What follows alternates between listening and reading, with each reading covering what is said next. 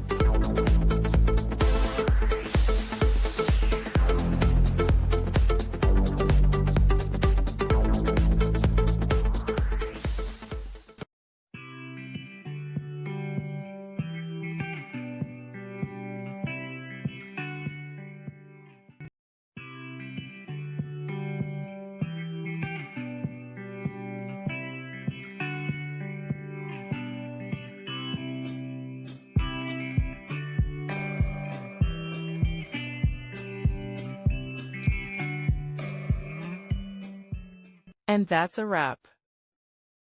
I hope you found the answer you were looking for. If you did, take a second to hit that subscribe button. It really helps out.